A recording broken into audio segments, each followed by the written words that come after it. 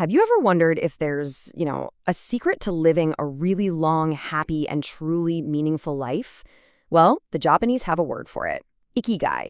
It's this amazing philosophy that's not about finding one single, huge purpose, but about discovering joy in the everyday stuff. It's a concept that can touch everything you do, from your career all the way down to your morning coffee. So let's dive in and really explore what it means. So let's just start with a big question, shall we? What if the real key to a fulfilled life isn't about landing that massive promotion or having some single life-altering event? What if instead it's found in the small things, in all those quiet moments that are just woven into the fabric of our daily lives? That right there, that's the idea at the very heart of Ikigai. Now, I'm sure you've probably seen this before, that famous four-circle Venn diagram, right? It asks you to find that perfect little sweet spot right in the middle, the place where what you love, what you're good at, what the world needs, and what you can get paid for all overlap. And look, this is a fantastic starting point, but as we're about to find out, it's really just the beginning of the story. Because to really get what Ikigai is all about, we've got to go way beyond the buzzword and that diagram that's kind of taken over the internet. And here is where we get to the heart of a really common misunderstanding. A lot of people think Ikigai is all about finding that one perfect, shiny dream job. But its true meaning? Oh, it's so much deeper than that. It is not a destination you arrive at. It's a way of living. It's a whole philosophy that's built on the small, consistent joys that make life feel genuinely worthwhile. So, if it's not just a job, then what in the world is it? Well, it's about understanding your own personal reason for being. The word itself, you pronounce it Ikigai, and it basically translates to a reason for being. But here's the key. It's a reason that's found in the small things. It's that feeling that pulls you out of bed in the morning, filled with anticipation. And not just for work, but maybe for a hobby, a great conversation, or just spending time with family. So how do we even begin to find this for ourselves? Well, let's go back to that diagram for a second. Instead of seeing it as some rigid formula, I want you to think of it more like a map, a personal guide to help you explore the 4 essential pillars of a meaningful life.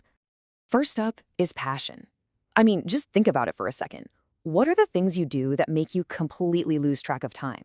Maybe it's painting, or getting lost in a good book, or even just tinkering with an old engine in the garage. This is all about rediscovering what genuinely energizes you, without any paycheck or obligation attached to it.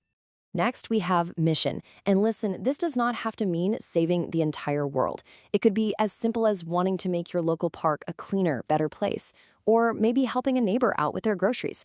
It's about finding a problem, no matter how big or small, that you feel a genuine pull to help solve. Then we get to vocation. This is the practical piece of the puzzle, right? It asks the tough question. How can you align your passions and your skills with something the world actually values enough to pay for? It's all about finding a way to make your contributions sustainable so you can actually support yourself while you're doing it. And that brings us to the final pillar, profession. This one is all about your craft, your natural, innate talents, and the skills you've worked so hard to build over time. It's that commitment to just getting better, to honing your abilities through practice, whether you're a computer programmer, a carpenter, or a world-class chef. Okay, so we have our map, but a map is pretty useless if you don't actually get on the road and travel, right? Ikigai is something you live, not something you find. It's all about shifting our focus to the daily practices that actually create that joy and meaning. A huge key to this is finding your flow state. You know that feeling, don't you? When you're so completely absorbed in an activity that the rest of the world just melts away. It's that perfect zone where a task is just challenging enough to keep you hooked, but not so hard that it's frustrating. That's the space where we feel most alive. And this leads us to this really beautiful concept called micro-ikigai. It means you don't need some grand, world-changing mission to feel a sense of purpose. You can find it in the absolute simplest of rituals.